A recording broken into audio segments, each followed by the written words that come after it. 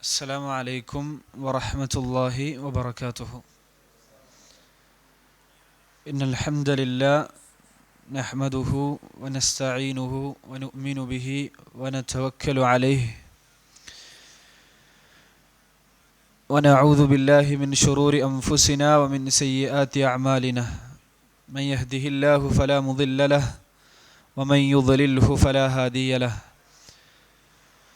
وأشهد أن لا إله إلا الله وحده لا شريك له وأشهد أن محمدا عبده ورسوله صلى الله عليه وعلى آله وأصحابه الفائزين أجمعين.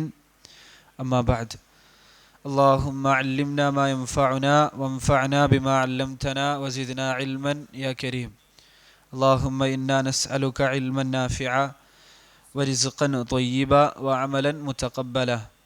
اللهم إنا نسألك حبك وحب من يحبك وحب عمل يقربنا إلى حبك.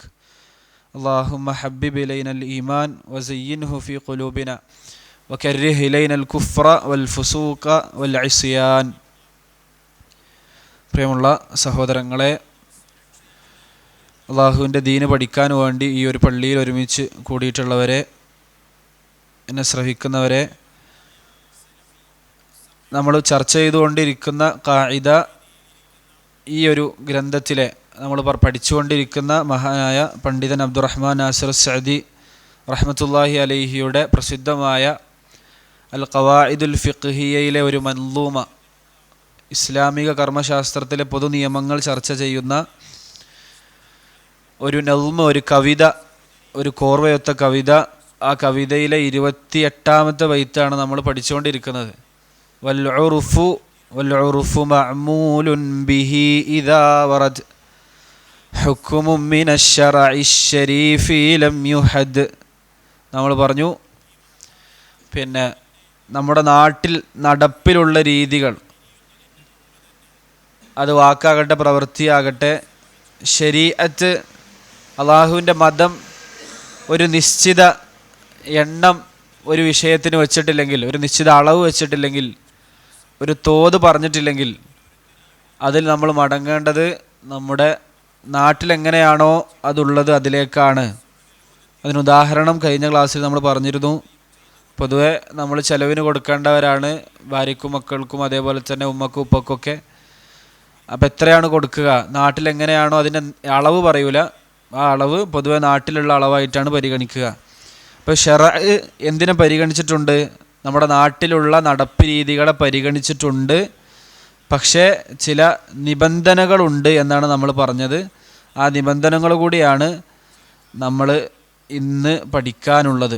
ഇതിൻ്റെ തെളിവുകളും ഈ ഖാഇദയുമായി ബന്ധപ്പെട്ട കാര്യങ്ങളൊക്കെ നമ്മൾ മുമ്പേ സൂചിപ്പിച്ചിട്ടുണ്ട്. ഇപ്പോൾ കച്ചവടത്തിലും നിക്കാഹിലും എല്ലായിടത്തും ഈ ഖാഇദ പ്രബലമാണ്, പ്രസക്തമാണ്.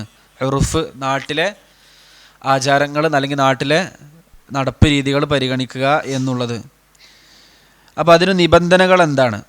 ഒന്നാമത്തെ നിബന്ധന, ഇപ്പോൾ നാട്ടിലെ ആചാരങ്ങൾ പരിഗണിക്കണം എന്നാണെങ്കിൽ അതിലൊന്നാമത്തെ നിബന്ധന, ഒരിക്കലും ശറഇൻ്റെ പ്രമാണങ്ങളോട്, മതത്തിൻ്റെ പ്രമാണങ്ങളോട് ഒരു നിലക്കും എതിരാകരുത് നമ്മളുടെ നാട്ടിലുള്ള ആ നടപ്പ് രീതി എന്നാണ് ഏറ്റവും ആദ്യത്തെ നിബന്ധന. അതോടെ തന്നെ എല്ലാ നാട്ടാചാരങ്ങളും എടുക്കുന്നതിന് ഭയങ്കരമായൊരു ഹദ് വെക്കുകയാണ് അവിടെ ചെയ്യുന്നത്. നോക്കുക, ഒരു നാട്ടിൽ എല്ലാ ആളുകളും നാട്ടിൽ പൊതുവെ വ്യഭിചരിക്കുന്നവരാണ് എന്നുണ്ടെങ്കിൽ നമുക്ക് ആ നടപ്പ് രീതി നമ്മൾ സ്വീകരിക്കാൻ പറ്റുമോ? ഒരിക്കലും പറ്റുകയില്ല. കാരണം വ്യഭിചാരത്തെ ഇസ്ലാം എതിർക്കുന്നു. ഒരു നാട്ടിലെല്ലാവരും ശിർക്ക് ചെയ്യുന്നവരാണ്, എല്ലാവരും ജാറത്തിൽ പോവും, എല്ലാവരും എന്നിട്ട് അവിടുത്തെ വലിയനെ വിളിച്ച് പ്രാർത്ഥിക്കും. എല്ലാവരും, നാട്ടിലുള്ള എല്ലാ ആളുകളും ഒരു വിഗ്രഹത്തെ ആരാധിക്കുന്നവരാണ്.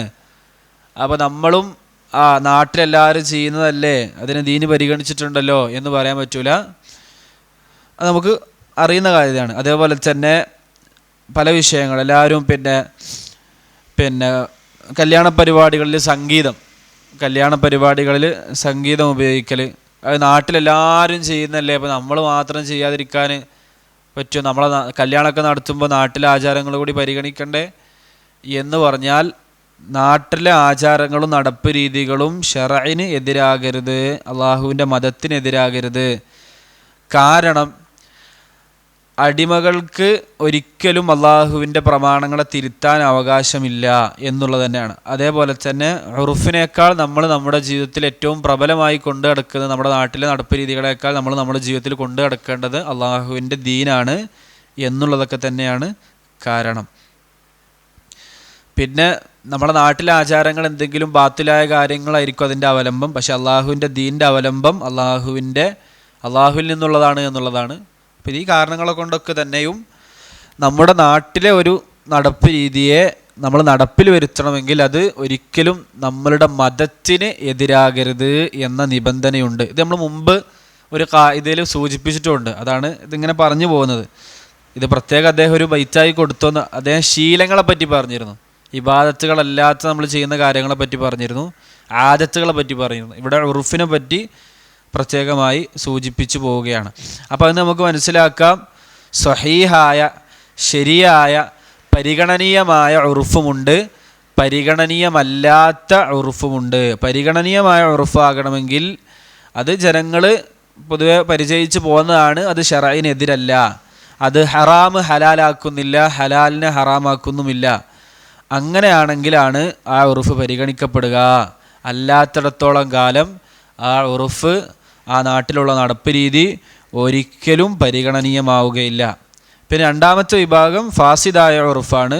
നമ്മൾ മനസ്സിലാക്കി, ഫാസിദായ ഉറുഫ് എന്ന് പറഞ്ഞാൽ ശറഇനെതിരായ ഉറുഫുകളാണ്. പിന്നെ നിബന്ധന, നാട്ടിലെ ഏതെങ്കിലും രണ്ട് വീട്ടുകാർ ചെയ്തത് ഉറുഫായി പരിഗണിക്കുകയില്ല. ഏതെങ്കിലും ചില ആളുകൾ ചെയ്യുന്നത് എന്തായിട്ട് പരിഗണിക്കില്ല, ഉറുഫായിട്ട് അധിക ജനങ്ങളും നാട്ടിലുള്ള അധിക ആളുകളും ഈ ഒരു നടപ്പ് രീതിയാണ് കൊണ്ടു നടക്കുന്നത് ഉണ്ടാകണം. അത് പൊതുവെ എല്ലാവരും ചെയ്യുന്നതായിരിക്കണം, അതങ്ങനെ എല്ലായിടത്തും കാണുന്നതായിരിക്കണം, എങ്കിലാണ് അത് പരിഗണനീയമാവുക. അല്ലാത്തിൻ്റെ പിന്നെ ഉറുഫ് തന്നെ പറയൂല. പിന്നെ അത് ചില ആളുകളുടെ ശീലങ്ങളെന്നേ നമുക്ക് പറയാൻ പറ്റുള്ളൂ. പിന്നെ അടുത്തൊരു നിബന്ധന, നമ്മൾ ഒരു കച്ചവടം ചെയ്യുമ്പോഴോ അല്ലെങ്കിൽ നിക്കാഹ് നടത്തുമ്പോഴൊക്കെ ആണല്ലോ നമ്മുടെ പിന്നെ ഉറുഫ് പ്രത്യേകം, അത് നല്ലോണം ശ്രദ്ധിച്ചോളി. മൂന്നാമത്തെ നിബന്ധന, എപ്പോഴാണ് നമ്മുടെ നാട്ടിലെ ആചാരങ്ങൾ പരിഗണിക്കുക? നമ്മുടെ ജീവിതത്തിൽ എന്തെങ്കിലും പ്രധാനപ്പെട്ട കാര്യങ്ങൾ വരുമ്പോൾ ഇവിടെ ഇപ്പം എന്താണ് ചെയ്യുക? നാട്ടിലെ ആചാരങ്ങൾ പരിഗണിക്കണം എന്നുള്ളിടത്തല്ലേ. ആ സമയത്ത് ആ ഉറുഫ് നിലവിലുണ്ടാകണം. പണ്ടെന്നോ നമ്മുടെ നാട്ടിൽ നടപ്പുണ്ടായിരുന്ന രീതി പരിഗണിക്കൂല, ഇപ്പം ആ നാട്ടിലുള്ള രീതിയാണ് പരിഗണിക്കുക. അതും ഒരു നിബന്ധനയാണ് എന്ന് പണ്ഡിതന്മാർ പഠിപ്പിക്കുന്നു. ഇനി രണ്ട് കച്ചവടത്തിൽ നിബന്ധന വെക്കുമല്ലോ. കച്ചവടത്തിൽ നമ്മൾ നിബന്ധനകൾ വെക്കും. പരസ്പരം ഒരു കച്ചവടം ചെയ്യുമ്പോൾ ആ നിബന്ധനയാണ് നമ്മൾ പരിഗണിക്കുക. എന്ത് പരിഗണിക്കൂല? അപ്പോൾ ഉറുഫല്ല നോക്കുക, നമ്മൾ വെച്ച നിബന്ധനയാണ് ആദ്യം പരിഗണിക്കുക എന്നും ശ്രദ്ധിക്കണം. പിന്നെ വ്യക്തമായ ഉറുഫായിരിക്കണം, മറഞ്ഞടക്കുന്ന ഉറുഫാവാൻ പാടില്ല എന്ന് നമ്മൾ മനസ്സിലാക്കിയിട്ടുണ്ട് മുമ്പ്.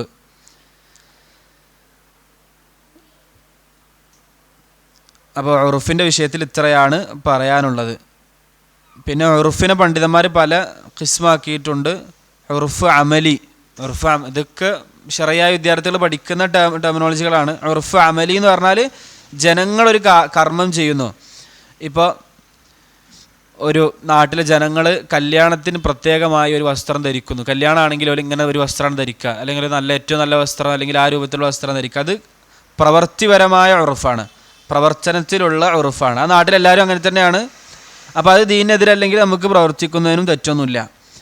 ഇപ്പോൾ കല്യാണ ചെക്കന് സ്പെഷ്യലായിട്ട് വസ്ത്രങ്ങൾ ധരിക്കും, അതൊക്കെ ഒരു നാട്ടിൽ അങ്ങനെ തന്നെയാണ് ആ നാട്ടിൽ ഉണ്ടാകാറുള്ളതെങ്കിൽ അതൊന്നും ദീൻ എതിർക്കുന്നില്ല. അപ്പോൾ നമ്മൾ അതും കൂടി മനസ്സിലാക്കണം എന്ന് പ്രത്യേകം ഓർമ്മപ്പെടുത്തുകയാണ്. പിന്നെ അതേപോലെ തന്നെ ഉറുഫ് കൗലി ഉണ്ട്. ഉറുഫ് കൗലി എന്ന് പറഞ്ഞാൽ വാക്ക്, ചില ജനങ്ങൾ ഒരു നാട്ടിലൊരു വാക്ക് പറഞ്ഞാൽ അതായിരിക്കും. നമ്മൾ പറഞ്ഞത് കഴിഞ്ഞ ക്ലാസ്സിൽ ഉദാഹരണം പറഞ്ഞു, ഖുബ്സ് പറഞ്ഞായിരുന്നു. ഈ നാട്ടിൽ ഖുബ്സ് എന്ന് പറഞ്ഞാൽ അതാണ് എങ്കിൽ അതാണ് അവിടെ പരിഗണിക്കുക. ഞാൻ ഖുബ്സ് കഴിക്കൂല എന്ന് സത്യം ചെയ്താൽ അയാൾ പിന്നെ എന്തെങ്കിലും ഖുബ്സുമായി ബന്ധപ്പെട്ട് അറബി ഭാഷയിൽ പറഞ്ഞ എന്തെങ്കിലും ഒരു ഖുബ്സുമായി ബന്ധപ്പെട്ടൊരു പദം അല്ലെങ്കിൽ ഒരു സാധനം കഴിക്കുമ്പോഴേക്ക് അദ്ദേഹം സത്യം ലംഘിക്കുന്ന ആളാകുമോ ഇല്ലേ എന്നുള്ള ചർച്ചയാണ്. ഞാൻ 5000 രൂപ നിനക്ക് തരാം എന്ന് പറഞ്ഞാൽ 5000 തരാമെന്ന് പറഞ്ഞാൽ 5000 രൂപ എന്നല്ല, 5000 തരാമെന്ന് പറഞ്ഞാൽ നമ്മുടെ നാട്ടിൽ 5000 തരാമെന്ന് പറഞ്ഞാൽ 5000 രൂപയാണ്. സൗദിയിൽ പറഞ്ഞാൽ എന്തേക്കാരം റിയാലായിരിക്കും. അതൊക്കെ ആ നാട്ടിൽ പൊതുവെ പ്രചാരത്തിലുള്ളതാണ്, അതാണ് നമ്മൾ സ്വീകരിക്കുക. ചില നാട്ടിൽ ദാബത്ത് എന്ന് പറഞ്ഞാൽ കഴുതേക്കാരം. ദാബത്ത് പറഞ്ഞാൽ ദാബത്ത് പറഞ്ഞാൽ പൊതുവെ ജന്തുക്കൾക്കൊക്കെ ദാബത്ത് അറിയും. ഇത് അറബി ഭാഷയിലുള്ളതുകൊണ്ടാണ് ദാബത്ത്. നമ്മൾ മലയാളത്തിലേക്കാണ് പറഞ്ഞോളി. നമ്മുടെ നാട്ടിൽ ചില പദങ്ങൾ അതിനു വേണ്ടി മാത്രമാണ് ഉപയോഗിക്കുക. അപ്പോൾ ഞാൻ ദാബത്തിനെ വാങ്ങുന്നുണ്ട് എന്ന് പറഞ്ഞാൽ അവിടെ ഉദ്ദേശം ഹിമാറായിരിക്കും, കഴുതയായിരിക്കും എന്നുള്ളതാണ്. ഇതൊക്കെ നമ്മൾ മുമ്പ് സൂചിപ്പിച്ചതാണ്. എന്നിരുന്നാലും അള്ളാഹുവിൻ്റെ ദീന് തന്നെയാണ് അപ്രമാദിത്വമുള്ളത്. ദീനിനെ കവച്ച് വെക്കുന്ന ഒന്നുമില്ല. നമ്മുടെ മതം അതാണ് നമ്മൾക്ക് ഏറ്റവും പ്രധാനപ്പെട്ടത്. എല്ലാറ്റിനേക്കാളും നമുക്ക് പ്രധാനപ്പെട്ട നമ്മുടെ ദീനാണ്. നമ്മുടെ ജീവിതത്തിൽ എല്ലായിടത്തും നമ്മൾ കൊണ്ട് നടക്കേണ്ടതും നമ്മളുടെ മതമാണ്. അള്ളാഹു അത് മനസ്സിലാക്കാൻ തൗഫീഖ് നൽകി അനുഗ്രഹിക്കുമാറാകട്ടെ. ഇനി അടുത്തത് 29ാമത്തെ ഖായിദയാണ്. അതും നമ്മൾ കൃത്യമായി ഉർഫിനെ കുറിച്ച് നമ്മൾ മുമ്പ് സൂചിപ്പിച്ചിട്ടുണ്ട്. 29ാമത്തേത് പിന്നെ നമ്മൾ ജസ്റ്റ് ഒന്ന് പറഞ്ഞു പോവാം. അതിനുശേഷം അതുമായി ബന്ധപ്പെട്ട നിയമങ്ങളൊക്കെ നമ്മൾ ഇൻഷാ അല്ലാഹ് അടുത്ത ക്ലാസ്സിൽ ഒന്നുകൂടി സൂചിപ്പിക്കാം. എന്തായാലും നമ്മൾ ഇന്നിരുന്നതല്ലേ. 29ാമത്തെ ബൈത്ത് എങ്ങനെയാണ്? മുആജിലുൽ മഹ്ദൂരി ഖബ്ല ആനിഹി ഖദ് ബാഅ ബിൽ ഖുസ്റാനി മഅ ഹിർമാനിഹി. മുആജിലുൽ മഹ്ദൂർ ഖബ്ല ആനിഹി, ഒരാൾക്ക് ഇപ്പോൾ അനുവദിക്കപ്പെടാത്ത ഒരു കാര്യം അത് അനുവദിക്കപ്പെടുന്ന സമയമാകുന്നതിന് മുമ്പ് പെട്ടെന്ന് ധൃതി കാണിച്ച് അത് എടുക്കാൻ പോയാൽ ഖദ് ബാഅ ബിൽ ഖുസ്റാനി, അവൻ നഷ്ടം കൊണ്ട് മടങ്ങേണ്ടി വരും. മാ ഹിർമാനി, അവനത് ലഭിക്കുകയുമില്ല എന്നുള്ളത് ശറഈൻ്റെ ഒരു ഖായിദയാണ്. അതെന്താ ഇപ്പോൾ പറഞ്ഞത്? അത് മനസ്സിലാക്കാൻ ഞാൻ പെട്ടെന്നൊരു ഉദാഹരണം പറഞ്ഞ് അടുത്ത ക്ലാസ്സിലേക്ക് മാറ്റി വെക്കുകയാണ്. ഇപ്പോൾ ഒരാൾക്ക് വാപ്പ മരിച്ചാലാണല്ലോ അനന്തര സ്വത്ത് കിട്ടുക. വാപ്പ മരിക്കുന്നത് വരെ ആ സ്വത്തിന് അയാൾ എന്തല്ല, അവകാശമല്ല. ഇയാളിത് പെട്ടെന്ന് കിട്ടാൻ വേണ്ടി വാപ്പാനെ കൊന്നു.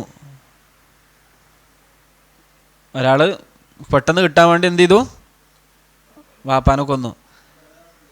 അങ്ങനെയാണെങ്കിൽ അയാൾക്ക് ആ സ്വത്ത് കൊടുക്കാൻ പാടില്ല എന്നാണ് ശറഈൻ്റെ നിയമം. അയാൾക്ക് അവകാശപ്പെട്ടതാകട്ടെ എന്താകട്ടെ, അയാൾക്ക് ഇപ്പം അനുവദിക്കപ്പെടാത്തത് അത് സമയമാകുന്നതിന് മുമ്പ് അയാൾ എന്ത് ചെയ്തു?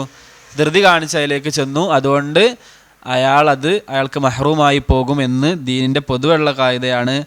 മൻ തഅജ്ജല ശൈഅൻ ഖബ്ല അവാനിഹി ഊഖിബ ബിഹിർമാനിഹി എന്നാണ് ശറഈൽ ഇതിനെ പറയൽ. നമ്മൾ ഇൻഷാ അല്ലാഹ് അടുത്ത ക്ലാസ്സിൽ വിശദമായിട്ട് ഇത് പറയും. ഒരാൾ ഒരു കാര്യം അത് സമയമാകുന്നതിന് മുമ്പ് ധൃതി കാണിച്ചാൽ അയാൾക്കത് ലഭിക്കാതെ പോകുക എന്നുള്ളതാണ് ദീന് കൊടുക്കുന്ന ശിക്ഷ. ദീൻ അങ്ങനെയാണ് അയാളെ ശിക്ഷിക്കുക എന്നുള്ളതാണ്. അത് പ്രസിദ്ധമായൊരു ഖായിദയാണ്. നമ്മൾ അടുത്ത ക്ലാസ്സിൽ അത് ഇൻഷാ അല്ലാഹ് വളരെ വിശദമായി തന്നെ നമ്മൾ സൂചിപ്പിക്കും. ഇപ്പോൾ സുബഹി കുറച്ച് അങ്ങോട്ടാണ്, 5:30 ബാങ്ക്. അത് കഴിഞ്ഞ് പിന്നെ നമ്മൾ നിസ്കാരം ആകുമ്പോഴത്തേനും കുറച്ച്, പിന്നെ നിസ്കാരം കഴിഞ്ഞ് അദ്കാർ ചൊല്ലി ഇവിടെ എത്തുമ്പോഴത്തേന് പിന്നെയും സമയമാകും. അപ്പോൾ ഇൻഷാ അല്ലാഹ് നമ്മൾ ആ രൂപത്തിലാണ് നമ്മൾ ക്ലാസ് മുന്നോട്ട് കൊണ്ടുപോകേണ്ടത് എന്ന് ഓർമ്മപ്പെടുത്തുകയാണ്. നമ്മൾ പുതിയ വർഷമായി, കലണ്ടർ മാറുന്നുണ്ടല്ലോ. അപ്പോൾ നമ്മൾ തീരുമാനങ്ങളൊക്കെ എടുക്കുന്നുണ്ടാവും. എപ്പോഴും നമ്മൾ നല്ല തീരുമാനങ്ങൾ എടുക്കണം, പുതിയ വർഷത്തിൽ എടുക്കണം. നമ്മൾ തീരുമാനങ്ങൾ എടുക്കുമ്പോൾ അതിന് ആയുസ് ഉണ്ടോ എന്നും കൂടി പരിശോധിക്കണം. കുറേ തീരുമാനം എടുത്തിട്ടേ നമ്മുടെ തീരുമാനങ്ങൾക്കൊക്കെ എത്ര ആയുസ് ഉണ്ടാവും? പൊതുവെ ഉറച്ച തീരുമാനങ്ങൾ എന്ന് നമ്മൾ പറയും. നമ്മുടെ അസ്മുകൾക്ക്, നമ്മുടെ ഒരു ഭയങ്കരമായ തീരുമാനം എന്നൊക്കെ പറയുന്ന ആ ഒരു ഉറച്ച തീരുമാനങ്ങൾക്ക് എത്ര ആയുസ് ഉണ്ടാവും എന്ന് ആലോചിച്ച് നോക്കണം. അതിനെത്ര ആയുസ് ഉണ്ടാവും നമ്മളെ തീരുമാനങ്ങൾക്ക്? 1 ദിവസം, 2 ദിവസം, ഒരാഴ്ച? അങ്ങനെയുള്ള തീരുമാനങ്ങളാവരുത്. ഖബർ വരെ നിലനിൽക്കുന്ന തീരുമാനങ്ങളായിരിക്കണം നമ്മൾ എന്ത് ചെയ്യേണ്ടത്, എടുക്കേണ്ടത്. നമ്മുടെ ജീവിതത്തിൽ എല്ലാ ഹറാമുകളും ഒഴിവാക്കി അള്ളാഹിനെ കണ്ടുമുട്ടുമ്പോൾ സന്തോഷത്തോടെ കണ്ടുമുട്ടാൻ നമ്മൾക്ക് എന്ത് ചെയ്യണം, സാധിക്കണം. ഖബറിൽ നമുക്ക് സന്തോഷമാകണം, മഹ്ശറിൽ നമുക്ക് സന്തോഷമാകണം. അതിന് നല്ല നല്ല തീരുമാനങ്ങൾ എടുത്ത് മുന്നോട്ട് പോകാം. നല്ല നിയ്യത്ത് കിട്ടാൻ തന്നെ വലിയ തൗഫീഖാണ്. ഒരു നല്ല കാര്യം ചെയ്യാൻ മനസ്സിൽ തോന്നുക എന്ന് പറയുന്നത് തന്നെ ഈ കാലഘട്ടത്തിൽ വലിയ തൗഫീഖായി നമ്മൾ മനസ്സിലാക്കണം. ഈ നമ്മൾ ജമാഅത്തായി കിട്ടുക എന്നുള്ളത് വലിയ തൗഫീഖാണല്ലോ. പ്രത്യേകിച്ച് ഈ കാലഘട്ടത്തിൽ എല്ലാ വക്തും ജമാഅത്തായി ലഭിക്കുക എന്നുള്ളത് വലിയ തൗഫീഖാണ്. അതേപോലെ നമ്മൾക്ക് ആ പറയപ്പെട്ട നല്ല കാര്യങ്ങളിലൊക്കെ ഇടപെടാൻ നമ്മൾക്ക് സാധിക്കണം എന്നുകൂടി ഓർമ്മപ്പെടുത്തുകയാണ്. അള്ളാഹു സുബ്ഹാനഹു വ തആല രഹസ്യത്തിലും പരസ്യത്തിലും അള്ളാഹുവിനെ പേടിക്കുന്ന ഈ പറയപ്പെട്ട ദീനിൻ്റെ നിയമങ്ങളും ദീനിൻ്റെ കായിദകളും ഉസൂലുകളൊക്കെ മനസ്സിലാക്കി അള്ളാഹുവിനെ പേടിച്ച് ബസീറത്തോടു കൂടി അള്ളാഹ്ക്ക് ഇബാദത്ത് എടുക്കുന്ന, അള്ളാഹുവിനെ സ്നേഹിക്കുന്ന, അള്ളാഹിനെ തൃപ്തിപ്പെടുന്ന നല്ല അടിമകളായി ജീവിക്കാൻ, അടിയാത്തികളായി ജീവിക്കാൻ എനിക്കും നിങ്ങൾക്കും തൗഫീഖ് നൽകി അനുഗ്രഹിക്കുമാറാകട്ടെ. ഹാദാ വല്ലാഹു അഅലം വഅസ്തഗ്ഫിറുല്ലാഹ ലി വലക്കും വലിസായിരിൽ മുസ്ലിമീന മിൻ കുല്ലി ദംബിൻ ഫസ്തഗ്ഫിറൂഹു ഇന്നഹു ഹുവൽ ഗഫൂറുർ റഹീം. വസല്ലല്ലാഹു അലാ നബിയിന വഹബീബിന മുഹമ്മദ് വൽഹംദുലില്ലാഹി റബ്ബിൽ ആലമീൻ. സുബ്ഹാനകല്ലാഹുമ്മ ബിഹംദിക അഷ്ഹദു അൻ ലാ ഇലാഹ ഇല്ലാ അൻത അസ്തഗ്ഫിറുക വഅതൂബു ഇലൈക.